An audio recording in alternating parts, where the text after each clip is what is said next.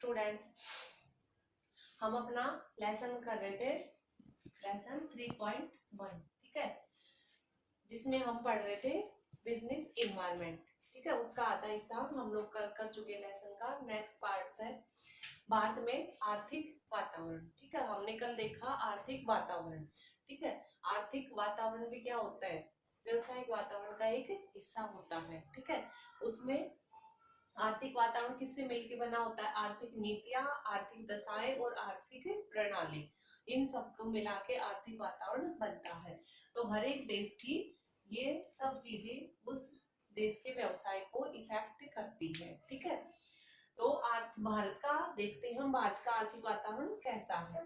तो भारत के आर्थिक वातावरण में भी तीन चीजों से मिलके बनेगा। ठीक है, आर्थिक प्रणाली, आर्थिक नीतियां और आर्थिक दशाएं।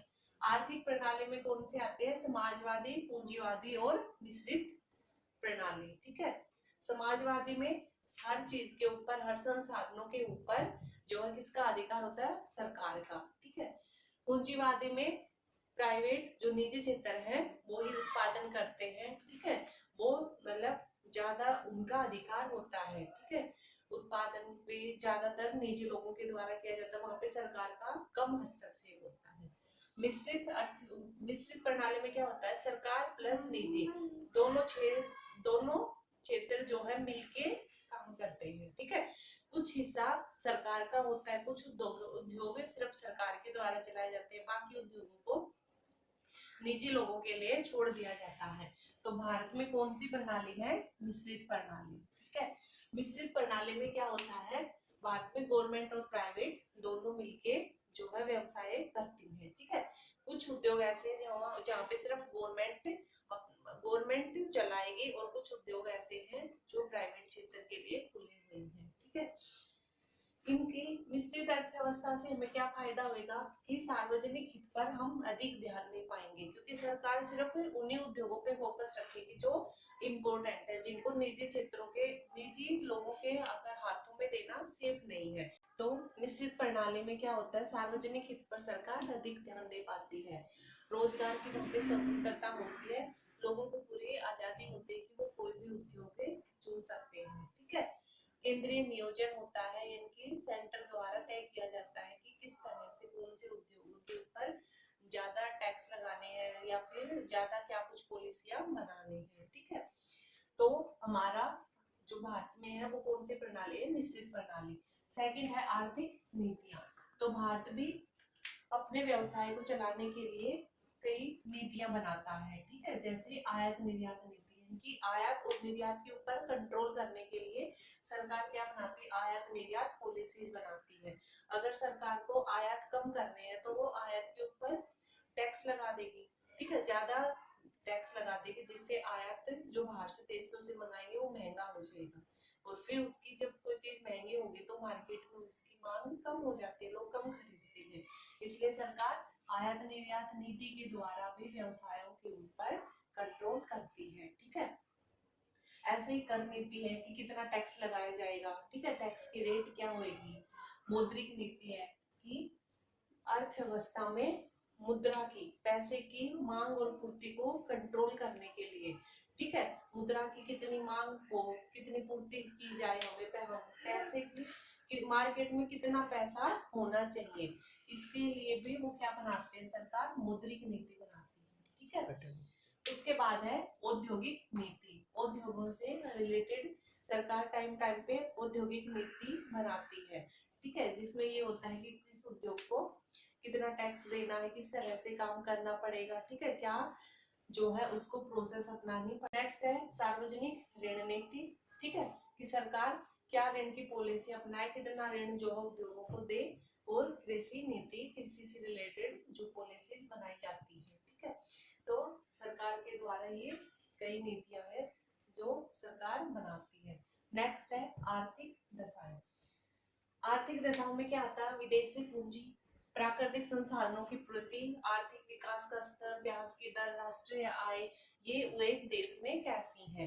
ठीक है, तो अगर भारत की आर्थिक दशाएं देखी जाए तो भारत में पहले विदेशी पूंजी को इतनी स्वतंत्रता नहीं थी, लेकिन अब कई क्षेत्र ऐसे हैं जहाँ पे जो विदेशी लोग हैं वो पूरा 100% भी इन्वेस्ट कर सकते हैं, यानी कि वो पूरा पैसा खुद ही लगाएंगे और जो है व्यवसाय को करेंगे। प्राकृतिक संसाधनों की पूर्ति, भारत में कई प्राकृतिक संसाधन है जो प्रचुर मात्रा में विद्यमान है। ठीक है। आर्थिक विकास का स्तर, भारत का जो विकास है वो धीरे धीरे अब ग्रो कर रहा है। ठीक है। आर्थिक विकास जो हमारे विकास की दर पहले कम थी वो अब बढ़ रही है। ठीक है। ब्याज की दर, सरकार जो है ब्याज की दर के ऊपर पहले पूरा कंट्रोल रखती थी, लेकिन अब जो है ब्याज की दरों को सरकार पहले कौन करता था, जैसे आरबीआई फिक्स करती थी कि क्या रेट दिया जाएगा इंटरेस्ट। ठीक है, क्या रेट होगा, लेकिन अब आरबीआई ने बैंकों को सौंप दिया है कि आप हर बैंक अपनी ब्याज की दर को तय करेगा। ठीक है। ऐसे ही राष्ट्रीय आय की सरकार की जो है भारत की अब राष्ट्रीय आय काफी बेहतर है। ठीक है। विदेशी व्यापार है, भारत भी अब विदेशी व्यापार को बढ़ावा दे रहा है, खुद भी दूसरे देशों में उद्योग खोल रहा है और दूसरे देशों को भी भारत में उद्योग खोलने की परमिशन देता है। ठीक है। औद्योगिक विकास भी भारत का अब अच्छा खासा है। ठीक है। तो ये था हमारे भारत में आर्थिक वातावरण क्या कुछ है। अब हमारा है एक पॉइंट आता है लेसन में, नई आर्थिक नीति। ठीक है। नई आर्थिक नीति का क्या महत्व है, या नई आर्थिक नीति के बारे में बताइए, व्याख्या कीजिए। ठीक है। तो नई आर्थिक नीति कब आई थी? 1991 में। ठीक है। नई आर्थिक नीति आई थी 1991 में, जिसको हम नाम देते हैं एलपीजी। ठीक है। एलपीजी मतलब लिबरलाइजेशन, प्राइवेटाइजेशन और ग्लोबलाइजेशन। ठीक है। इनके 1991 में 3 चेंज हुए थे, उदारीकरण, निजीकरण और वैश्वीकरण। ठीक है। जो है उद्योगों के क्षेत्र में एक बहुत बड़ी क्रांति आई थी। ठीक है। एलपीजी के तौर पे कैसे? फर्स्ट है उदारीकरण आया 1991 में। ठीक है। उदारीकरण क्या? उदारीकरण मतलब अर्थव्यवस्था को अधिक प्रतियोगी बनाने हेतु नौकरशाही शिकंजे से मुक्ति दिलाना, यानी कि अर्थव्यवस्था को, ठीक है, देश में जो उद्योग है उनको चलाने के लिए, उनको अधिक कंपटीटर बनाने के लिए, अधिक प्रतियोगी बनाने हेतु नौकरशाही शिकंजे से मुक्ति दिलाना। यानी कि पहले क्या होता था, उद्योगों को चलाने के लिए बहुत सारे लाइसेंस लेने बहुत सारी कानूनी प्रक्रियाओं से गुजरना पड़ता था, सरकार से लाइसेंस लेना पड़ता था, परमिशन लेनी पड़ती थी, तो उसमें बहुत सारा टाइम खराब होता था और कुछ ही लोग ही जो है इस चीज तक पहुंच पाते थे। ठीक है। इतनी जो है फॉर्मेलिटी से कुछ लोग ही कर पाते थे, तो कुछ एक व्यक्ति होते थे जो उद्योग स्थापित कर पाते थे, इसलिए वहां पे कंपटीशन भी नहीं होता था। तो 1991 में क्या किया कि इन प्रतिबंधों को खत्म कर दिया। ठीक है। अब बहुत कम ऐसे क्षेत्र है जहाँ पे लाइसेंस लेने की जरूरत पड़ती है। ठीक है। अब ज्यादातर उद्योग निजी रूप से हम लोग चालू कर सकते हैं, कुछ एक उद्योगी है जो सरकार का कंट्रोल रहता है, सरकारी प्रोडक्शन कर सकती है, बाकी हम हर चीज निजी क्षेत्र के लिए है। ठीक है। और अब लाइसेंस लेने की भी इतनी वहां पे जरूरत नहीं होती। ठीक है। तो अब उन्हें जो नियंत्रण है वहां से उनको आजादी मिल गई, तो अब कोई भी व्यक्ति आराम से अपना उद्योग स्टार्ट कर सकता है। ठीक है। तो उदारीकरण के दौरान क्या क्या चेंज हुआ? लाइसेंस को समाप्त कर दिया गया, करों में कमी करी गई। पहले जो टैक्स की रेट थी वो बहुत हाई होती थी, कुछ अगर लाभ होता था तो लाभ का बहुत बहुत बड़ा हिस्सा टैक्स के रूप में वापस सरकार के पास ही चला जाता था। अनावश्यक कंट्रोल हटाए गए, पहले बहुत सारे कंट्रोल होते, नियंत्रण होते थे सरकार के। ठीक है। बहुत सारी फॉर्मेलिटीज होती थी, उनको समाप्त कर दिया गया और इंपोर्ट एक्सपोर्ट को इजी कर दिया गया। जो आयात और निर्यात की जो प्रोसेस थी वो पहले बहुत डिफिकल्ट होते थे, बहुत सारी लीगल जो है प्रोसेस करनी पड़ती थी, लेकिन अब उस काम को इजी कर दिया गया। अब आयात निर्यात का कार्य इतना मुश्किल नहीं है। ठीक है। कोई लंबी प्रक्रिया नहीं है। नेक्स्ट है जो 1991 में आया वो है प्राइवेटाइजेशन, निजीकरण। जैसे नाम से ही है निजीकरण, यानी कि उद्योगों का निजीकरण किया गया। जो उद्योग सरकार के थे उन उद्योगों को भी निजी लोगों को बेच दिया गया। ठीक है।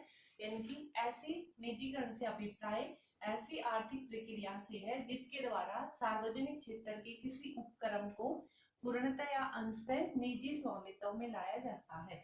यानी कि सार्वजनिक क्षेत्र के वो उपक्रम हुए हैं, ठीक। अभी तक वो पब्लिक सेक्टर के उद्योग थे, लेकिन अब उन उद्योगों को क्या कर दिया गया, पूरी तरह से या पार्शियल आंशिक रूप से, या तो पूरी तरह से या उनका कुछ एक हिस्सा इसमें ला दिया गया, निजी स्वामित्व में ला दिया गया। यानी कि उन उद्योगों को, अक्षर उधर जाओ, यानी कि उन उद्योगों को या तो पूरी तरह से ही निजी लोगों को बेच दिया गया, या उन उद्योगों का कुछ परसेंटेज हिस्सा, जैसे 40% हिस्सेदारी बेच दी गई, ठीक है, 70% हिस्सेदारी निजी लोगों को बेच दी गई, सरकार सिर्फ 30% पैसा लगाएगी, 70% निजी लगाएंगे। तो ये था हमारा निजीकरण, ठीक है।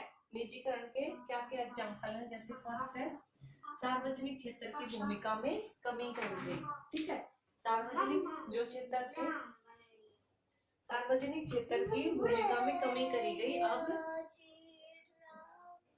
तो सार्वजनिक क्षेत्र का भूमिका कम करी गई, अब उद्योगों को, व्यवसाय को निजी लोगों को सौंप दिया गया, ठीक है।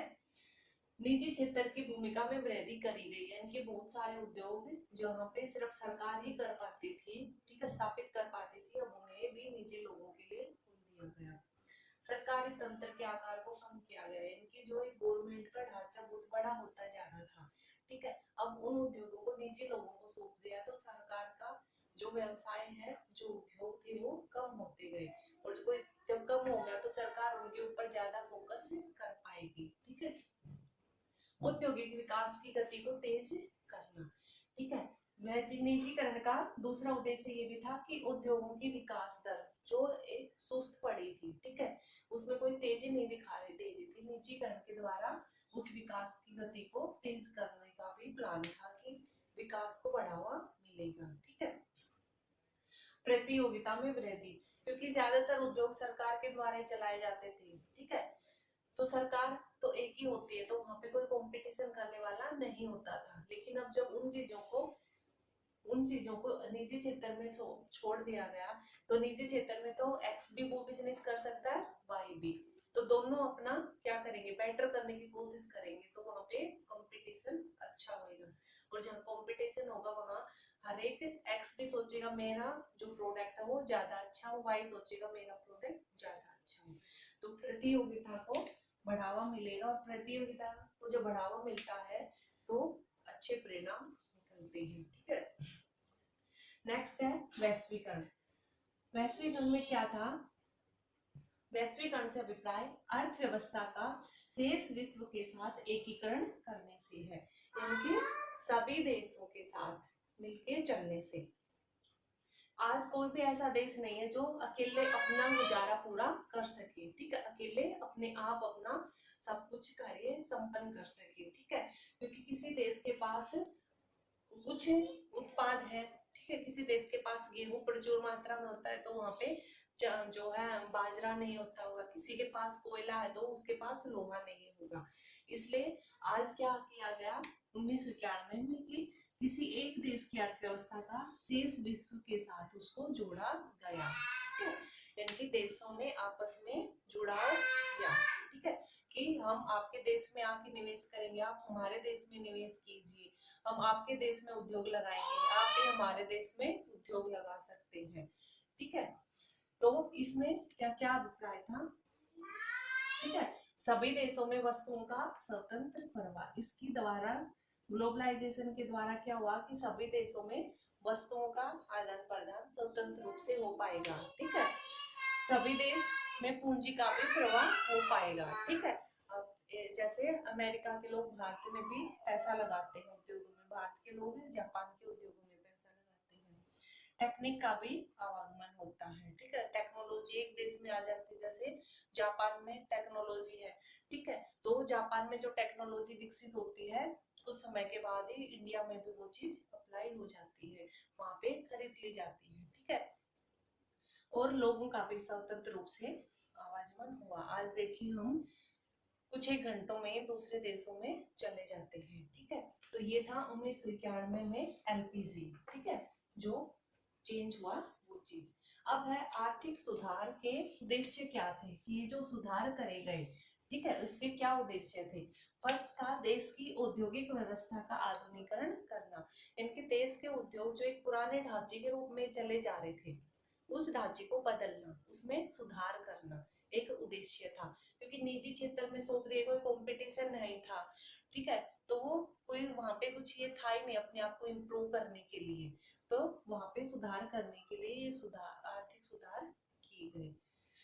निजी निवेश को बढ़ावा देना, कि जो निजी लोग थे वो भी उद्योग करना चाहते थे, लेकिन इतने सारे कंट्रोल थे, इतनी लंबी प्रोसेस थी, लाइसेंस था, ठीक है, बाउंड्रीज थी कि आप नहीं कर सकते, तो उन लोगों में भी ये था कि हम क्यों नहीं कर सकते। तो निजी निवेश को भी बढ़ाने के लिए आर्थिक सुधार किए गए कि अब कई उद्योग ऐसे थे जिनको सौंप दिया निजी लोगों को कि आप भी इसमें आके जो है अपना व्यवसाय कर सकते हैं इस क्षेत्र में।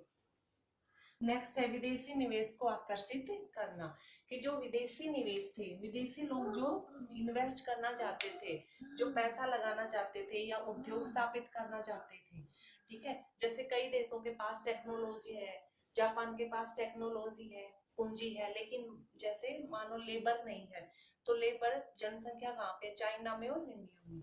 तो वो लोग, जापान क्या चाहता है कि इंडिया में या चाइना में उद्योग स्थापित किया जाए, ठीक है, टेक्नोलॉजी उसकी, पैसा उसका, लेबर उस देश की, जैसे चाइना या भारत की। तो इस चीज से भी बहुत फायदा होता है, भारत के लोगों को क्या फायदा होता है? रोजगार मिलता है, और जो जापान है उसको क्या फायदा मिलता है कि उसके जो है प्रोडक्ट बनके तैयार हो जाता है कम लागत में, क्योंकि यहाँ पे लेबर सस्ती है, ठीक है, रोजगार जो है उसको कम पैसा देना पड़ेगा लोगों को। तो विदेशी निवेश को आकर्षित करने के लिए भी ये सुधार किए गए। नेक्स्ट है अनावश्यक नियंत्रणों को हटाना। हमें पता है ना कि पहले बहुत ज्यादा कंट्रोल थे, बहुत ज्यादा बाउंड्रीज थी, ठीक है, अब उनको हटाया गया। भारतीय अर्थव्यवस्था को विश्व की अर्थव्यवस्था से जोड़ना, कि पहले बहुत सारे कंट्रोल थे, कोई भी बाहर का लोग भारत में इन्वेस्ट नहीं करता था इतनी जल्दी, उद्योग स्थापित नहीं करता था, क्योंकि वहां पे बाहरी जो उद्योग थे, बाहरी जो निवेश था, उसके ऊपर बहुत सारे जो है प्रतिबंध थे, तो उन प्रतिबंधों को हटाया गया और भारत की अर्थव्यवस्था को भी बाकी देशों के साथ जोड़ा गया, ठीक है। नेक्स्ट है विदेशी विनिमय भंडार में वृद्धि करना, कि जो विदेशी विनिमय का पैसा, हर देश देखिए हर एक दूसरे देश की करेंसी को स्टोर करके रखता है, ठीक है, जैसे भारत है वो डॉलर को भी, पाउंड को भी, ठीक है, जो दूसरे देशों के जो मुद्रा है उनको स्टोर करके रखता है, वही उसे ही तो कहते हैं विदेशी भंडार, ठीक है। तो हर एक देश चाहता है कि उसके पास दूसरे देशों के जो है मुद्रा ज्यादा से ज्यादा इकट्ठी हो, ठीक है, तो वो विदेशी लोगों की मुद्रा, विदेशी देशों की मुद्रा कब इकट्ठी होगी? तब जब होएगी तब हम उन दूसरे देशों के लोगों को अपने देश में आने का मौका देंगे, उद्योग करने का मौका देंगे, घूमने का मौका देंगे, ठीक है, आवागमन का मौका देंगे। तो विदेशी भंडार को बढ़ाने के लिए भी ये आर्थिक जो सुधार किए गए, ठीक है। अब नेक्स्ट पॉइंट है आधुनिक आर्थिक सुधार के लिए भारत सरकार द्वारा उठाए गए कदम, कि भारत ने इन आर्थिक सुधारों के लिए क्या क्या कदम उठाए। तो फर्स्ट है नई औद्योगिक नीति, कि भारत में नई औद्योगिक नीति को लागू किया गया। इस औद्योगिक नीति के द्वारा क्या किया गया? लाइसेंस को समाप्त कर दिया गया, इनके अब कुछ एक उद्योगों को छोड़ के बाकी उद्योगों के लिए कोई लाइसेंस लेने की जरूरत नहीं है, ठीक है। विदेशी निवेश का स्वतंत्र रूप से आगमन हुआ, अब दूसरे देश के लोग भारत में आराम से पैसा लगा सकते हैं, ठीक है। और आयात की छूट दी गई, पहले आयात के ऊपर बहुत सारे कंट्रोल थे, क्योंकि अगर हम दूसरे देश से सामान मंगाएंगे तो हमें पैसा उनको देना पड़ेगा, तो भारत का पैसा विदेशों में जाता था, इसलिए सरकार आयात के ऊपर बहुत सारे कंट्रोल लगाती थी, ताकि आयात जो हम मंगा रहे हैं वो सामान वैसे ही ऑटोमेटिकली महंगा हो जाए। जब महंगा हो जाएगा तो भारत के लोग उस चीज को खरीदेंगे नहीं, नहीं खरीदेंगे तो हमें वो चीज आयात नहीं करनी पड़ेगी। लेकिन अब सुधारों, आर्थिक सुधार के तहत इस चीज को खत्म किया गया, आयात को भी छूट दी गई, कि अब अगर हम किसी दूसरे देश के सामान को नहीं लाएंगे तो दूसरा देश भी हमारे सामान के ऊपर ऐसे ही प्रतिबंध लगाएगा, तो हमारा सामान वहां पे निर्यात भी नहीं होगा। तो अगर हम जब किसी देश के सामान को आयात करेंगे तभी तो हम अपना निर्यात कर पाएंगे, तो एक चीज बैलेंस में ही चलेगी। ये नहीं है कि हम आयात कुछ भी ना करें और हम निर्यात करना चाहे सब कुछ, तो दूसरे देश भी तो है, वो भी हमारे सामान के ऊपर प्रतिबंध लगा देंगे। ठीक है, तो नेक्स्ट है, और नेक्स्ट क्या सुधार किया गया, नई व्यापार नीति। भारत ने एक नई व्यापार नीति भी बनाई। ठीक है, इसकी नीति के द्वारा, व्यापार नीति क्या होती है, ऐसी नीति जिसके द्वारा विदेशी व्यापार को कंट्रोल किया जाता है। इनके विदेशों के साथ किए जाने व्यापार को कंट्रोल करने के लिए क्या बनाई जाती है, व्यापार नीति। तो व्यापार नीति में टाइम टाइम पे जो परिवर्तन होते रहते हैं, सरकार नई नई जो है पॉलिसीज बनाती रहती है कि हमें किस देश के साथ व्यापार करना है, किसके साथ नहीं करना।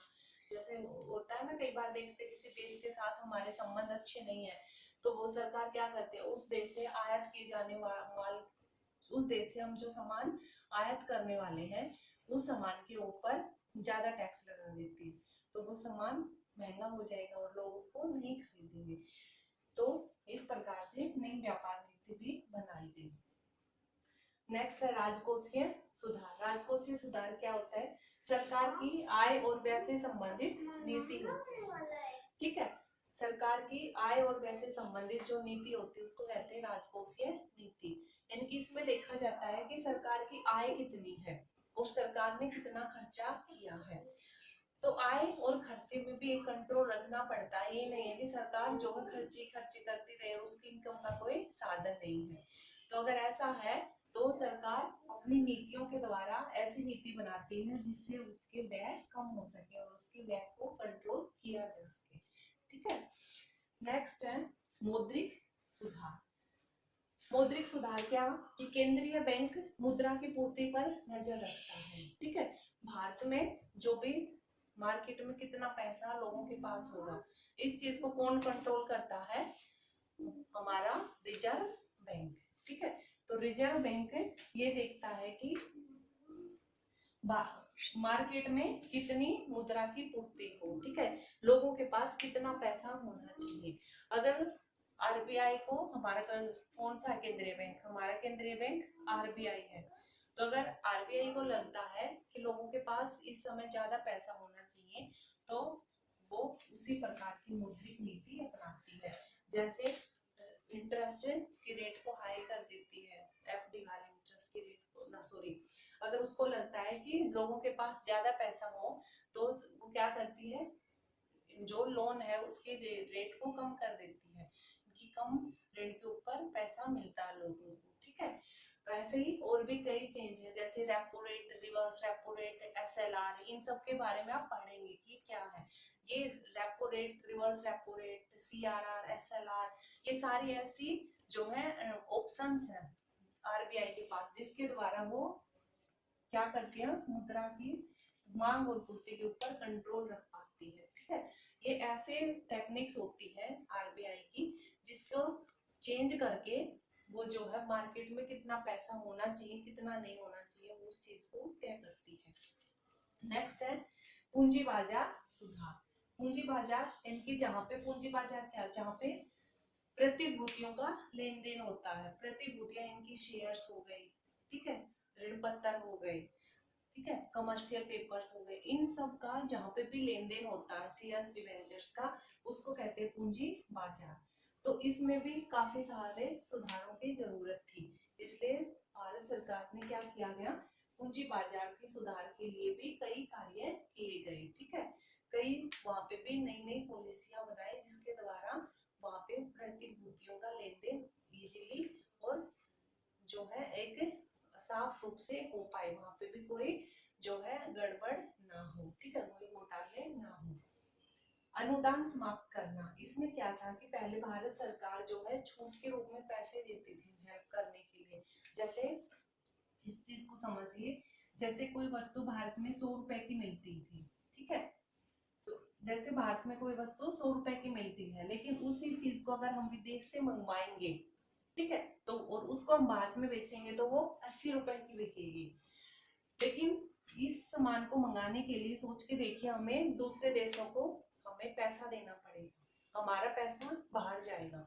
तो भारत सरकार क्या करती थी कि जो वस्तु 100 रुपए में बिकते थे, बन के तैयार होते थे, ठीक है, तो उन उद्योगों को भारत सरकार 20 रुपए की हेल्प कर देती थी। तो अब इनको 20 रुपए सरकार से मिल गए, तो ये मार्केट में उस वस्तु को कितने में लेके आएंगे? 80 में। विदेश से लाएंगे तो भी 80 में मिलेगी लोगों को, और अगर उसी देश की कंपनी से खरीदेंगे तो भी 80 में मिलेगी। तो अब लोग फिर यहीं से ना खरीद लेंगे। लेकिन ये 20 रुपए का बर्डन जो है किसके ऊपर पड़ता था? सरकार के ऊपर। इसलिए आर्थिक सुधारों के तहत सरकार ने इस चीज को समाप्त कर दिया। अब अनुदानों को वहां पे समाप्त कर दिया है, क्योंकि इससे सरकार के ऊपर बहुत ज्यादा बोझ पड़ता था। ठीक है, नेक्स्ट है मूल्य नियंत्रण को समाप्त करना। पहले क्या होता था? प्राइस फिक्स कर दिए जाते थे सरकार के द्वारा कि इसका रेट इतना ही होगा।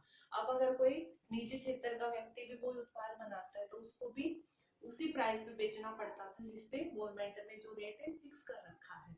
तो इससे निजी क्षेत्रों को कई तरह की जो है मुश्किलें हो जाती थी। ठीक है, इसलिए अब उस चीज को भी खत्म कर दिया गया, मूल्य नियंत्रणों को भी अब समाप्त कर दिया गया। तो ये थे ऐसे कुछ एक पॉइंट जो भारत सरकार ने अपनाए हैं आर्थिक सुधार के अंतर्गत। अब है एक लास्ट पॉइंट जो मैं वैसे आपको 10 पॉइंट से है जो आपको बेस्ट, हमारा मेन टॉपिक हमारा खत्म हो गया। बस लास्ट का पॉइंट है कि सरकारी नीति में परिवर्तन का व्यवसाय एवं उद्योगों पर प्रभाव, कि जो सरकारी नीति में जो भी परिवर्तन होता है इसका उद्योगों पर क्या प्रभाव पड़ता है। तो फर्स्ट है बढ़ती प्रतियोगिता।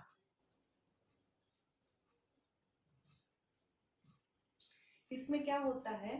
ठीक है, कि आज कंपटीशन बहुत ज्यादा हो गया है। एक देश को ना सिर्फ उसी देश के अलग अलग कंपनियों के साथ कंपटीशन करना पड़ता है, बल्कि उसको दूसरे देशों की कंपनियों के साथ भी कंपटीशन करना पड़ता है।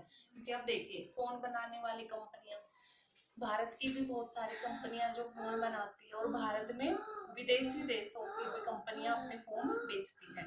तो अब जो है कंपटीशन बहुत बड़ा हो गया, इसका क्षेत्र बहुत ज्यादा हो गया है। ठीक है, इसलिए क्या होता है, हमें सरकारी नीति जो है इस बढ़ती हुई प्रतियोगिता के हिसाब से भी अपने जो है चेंज करती है अपनी नीतियों में। ठीक है, अगर उसको लगता है कि दूसरे देश की जो है प्रोडक्टों को अभी कंट्रोल करने की जरूरत है, अभी हम भारत में उसको बेचने की परमिशन नहीं दे सकते, तो सरकार वैसी पॉलिसी अपनाएगी। ठीक है, नेक्स्ट है ग्राहकों के मांग क्षेत्र में वृद्धि। ठीक है, पहले क्या होता था कि ग्राहकों को कोई भी प्रोडक्ट मिलता था वो उसको खरीद लेते थे, उन्हें उसके बारे में कुछ ज्यादा पता नहीं होता था। लेकिन अब गवर्नमेंट ऐसी पॉलिसीज बनाती है जिसके तहत उद्योगों को बोलते हैं कि आप जो भी बेच रहे हैं प्रोडक्ट उसके बारे में ग्राहकों को बताइए कि आपके प्रोडक्ट में क्या क्या इंग्रेडिएंट्स हैं। ठीक है, क्या उसका रेट है और वो कब एक्सपायर होएगा, आप उनको क्या जो है गारंटी वारंटी दे रही है। ठीक है, नेक्स्ट है तेजी से बदलता तकनीकी वातावरण। आज हम देख रहे हैं कि टेक्नोलॉजी तेजी से बदलती है, कल कुछ और टेक्नोलॉजी थी, आज कुछ और टेक्नोलॉजी है। ठीक है, तो इसमें क्या होता है कि जो व्यक्ति जो संस्था टेक्नोलॉजी से के टच में रहती है, वातावरण का अध्ययन करती रहती है, वो अपने आप में एक लाभ कमा जाती है, क्योंकि उसको पहले से ही पता चल जाता है कि क्या तकनीकी परिवर्तन होने वाले हैं। ठीक है, उसके बाद है परिवर्तन की आवश्यकता का एक पॉइंट। ठीक है, इसमें क्या होता है कि परिवर्तन की आवश्यकता, इसमें क्या है कि परिवर्तन की आवश्यकता। ठीक है, आर्थिक सुधारों के लागू होने से पहले व्यवसाय अधिक स्थिर होते थे, व्यवसाय मतलब फिक्स होते थे, उनमें कुछ चेंज नहीं होता था। लेकिन जैसे आर्थिक सुधार लागू किया गया, वहां पे देखिए आर्थिक सुधार में क्या था, एलपीजी छूट पे दे दी गई, नए उद्योग भी आ सकते हैं, बाहर वाली कंपनियां भी आ सकती हैं।